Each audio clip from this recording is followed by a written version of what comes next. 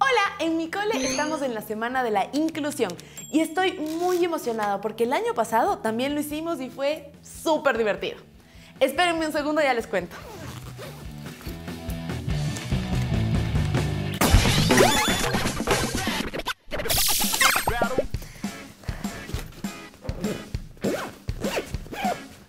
Ok, creo que ya tengo todo. Les contaba lo de la semana de la inclusión. Es un evento full bacán que hacemos cada año en el cole, en el que hacemos ferias, exposiciones y muestras artísticas para visibilizar a las minorías. Y nos dividimos cada curso los temas para investigar cada uno de ellos. Esta vez a nuestro curso nos tocó hablar de las personas LGBTIQ+, es decir, lesbianas, gays, bisexuales, trans, intersex, queer y otras diversidades sexuales. Ha sido muy interesante porque aprendí un montón de cosas. ¿Ustedes sabían que la identidad de género y la orientación sexual son dos cosas diferentes? Yo no tenía idea. Si quieren, les cuento un poco. En la investigación que hicimos con mis compañeros y compañeras, nos dimos cuenta que la identidad de género y la orientación sexual son conceptos diferentes. Por un lado tenemos la identidad de género. Es la vivencia interna e individual del género tal como cada persona la siente profundamente, la cual podría corresponder o no con el sexo asignado al momento del nacimiento. Porque cuando nacemos se nos asigna el sexo dependiendo de nuestros genitales. Si nace con pene y testículos, niño. Y si nace con vulva, ovarios y útero, niño. Pero esta asignación no necesariamente se corresponde a cómo cada uno de nosotros nos sentimos en nuestro interior. Esto incluye la vivencia personal del cuerpo y otras expresiones de género, como la forma de vestir, modificaciones, el modo de hablar y todo lo que se relaciona con la expresión de su propio género. Mientras que la orientación sexual hace referencia a la atracción física, romántica y o emocional permanente de una persona por otra. La orientación sexual representa una característica personal que es independiente a la identidad y expresión de género. Por eso son dos cosas totalmente diferentes. Es decir, puede ser que exista una persona que ha nacido con vulva, que se identifique como hombre y a pesar de todo eso, se sienta atraído por hombres. En ese caso sería un hombre trans como identidad de género y homosexual por su orientación sexual, ya que se siente atraído por las personas de su propio sexo, es decir, hombres. Es bastante más fácil de lo que parece. Solo debemos recordar que hay personas diferentes y cada uno es un universo único que tiene sus propias particularidades.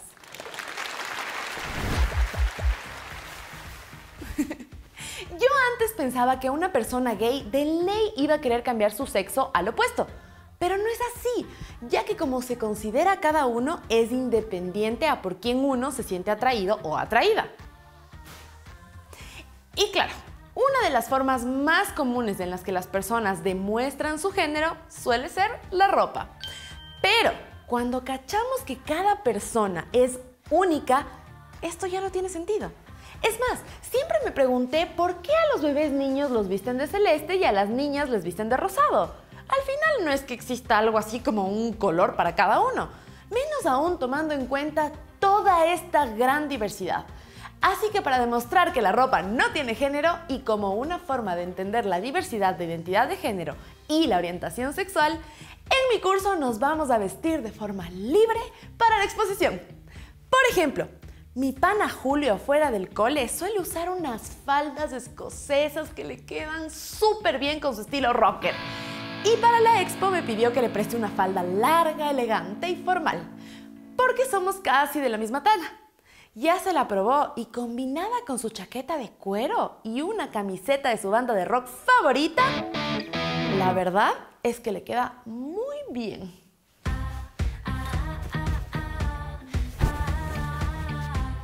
Yo también voy a usar esta falda, pero que tiene vuelos y brillitos. Y la voy a acompañar con esta chaqueta súper formal. Me gusta mezclar así la ropa para expresar varias facetas de mí.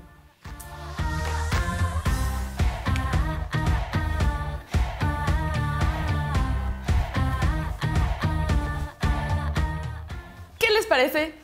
Yo sé que tiene pinta de no combinar del todo, pero eso no importa, porque la idea de este ejercicio es demostrar una parte de nosotros mismos.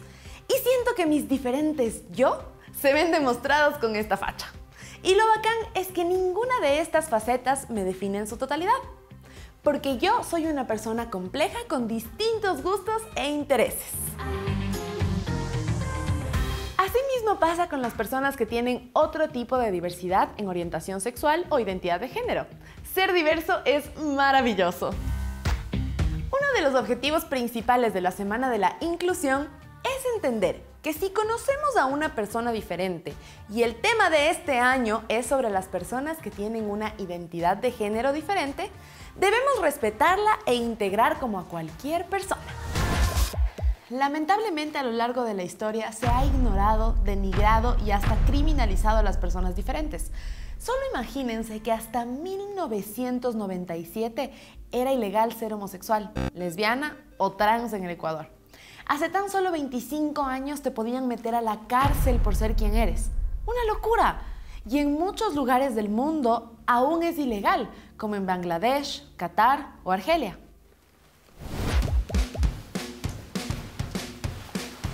¿Saben? Creo que el gran problema con la transfobia muchas veces se da por desconocimiento. Si no entendemos o no conocemos algo, tendemos a tenerle miedo y el miedo puede transformarse en odio, por un reflejo de autodefensa. Por eso, hasta cierto punto entiendo que todavía no toda la gente comprenda la situación y que la definición libre de género y preferencia sexual cause algunas dudas en las personas. Por eso les decía que no es una cuestión de bandos, solo hace falta información y empatía. Y por eso estamos haciendo esto. El tema que a mí me tocó exponer es la diferencia de identidad de género y orientación sexual. Ajá, lo que les expliqué antes. Por eso estaba haciendo esa presentación que les mostré antes. Igual me falta trabajarla más para que me quede pepa. Y también debo explicar las razones de por qué aún hoy en día hay mucha gente que rechaza a las personas diferentes. Y me di cuenta que mucho tiene que ver la desinformación.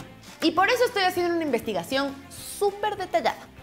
Es que las personas que no se sienten conformes con el sistema binario, es decir, tener que sí o sí encajar en la denominación de hombre o mujer, y a su vez la gente que se siente atraída por él o los géneros que social y culturalmente no debería, han luchado durante años para que se respeten sus derechos de vivir su vida como ellos y ellas quieran.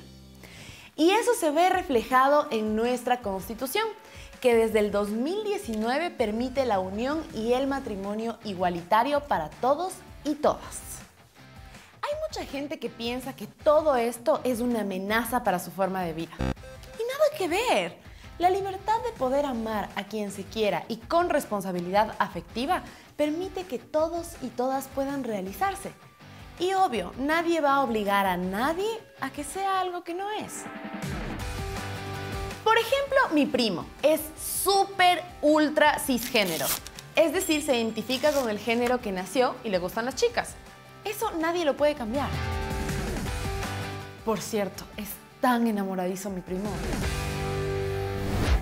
Bueno, que existe el matrimonio igualitario en nuestro país no quiere decir que alguien va a venir a obligar a mi primo a que se case con un chico. No pues. Más bien de esta forma todos somos libres de amar a quien queramos, amar sin miedos y en completa libertad. Bueno, creo que ya es un poco tarde y me voy a ir para el cole para el gran evento de hoy. ¿Quieren acompañarme? ¡Vamos!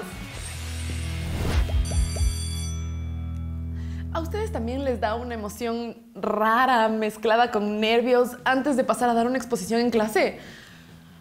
A mí sí, y siento que todavía no estoy lista. ¡Qué nervios! A ver, porfa, ayúdenme a repasar y de paso les cuento más de mi exposición. Además de las persecuciones e ilegalidad que han tenido que sufrir las personas con identidades de género diferentes y orientaciones sexuales distintas, lo establecido por la sociedad, muchos de ellos tienen menos acceso a la salud y por ende más riesgo a sufrir enfermedades graves sin recibir atención médica. es que muchas de estas personas han sufrido insultos, ataques y negativas al recibir atención médica solo por ser como son. ¡Qué terrible, ¿verdad? La atención en salud a personas LGBTI+ se ve afectada negativamente por la heteronormatividad, es decir, por la idea social tradicional de ser sí o sí una persona que se debe sentir atraída por otras del sexo contrario, que ha regido históricamente la sociedad. Y aún hoy hay una gran marginación en el sistema de salud hacia ellos y ellas.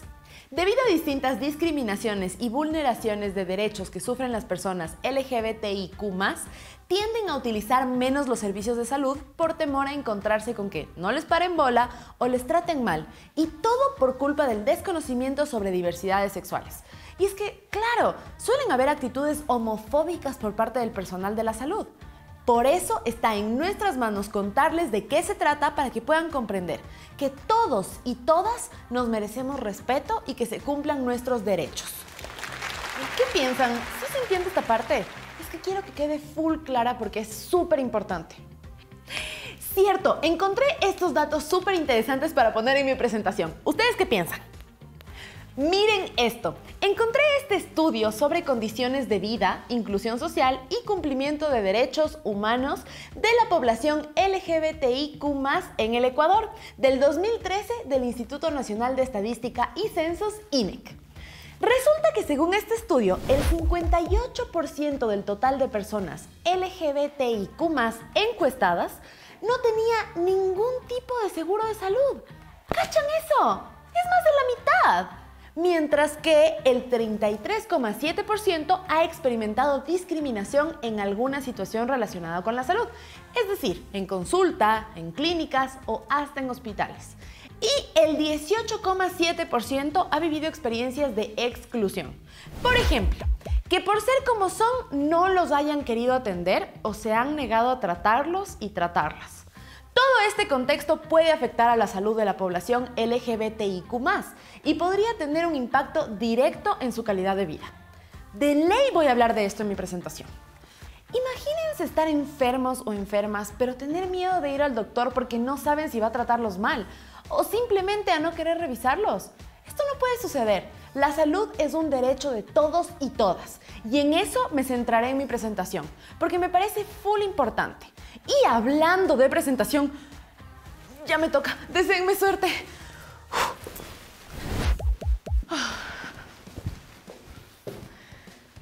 Ay, me fue súper bien en la presentación. Aunque yo tampoco lo sabía antes de hacer esta investigación, me sorprendió comprobar que la mayoría de mis compas no cachaban la diferencia entre identidad de género e identidad sexual. Pero desde ahora ya lo saben.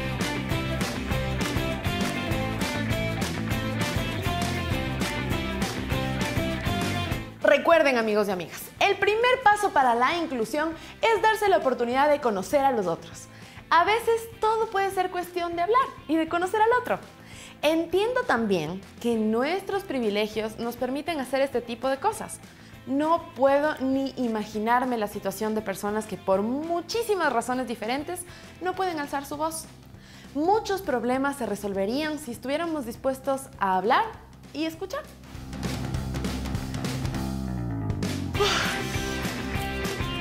Bueno, la Semana de la Inclusión es una gran victoria para cachar que cada uno de nosotros y de nosotras somos únicos, diferentes y maravillosos.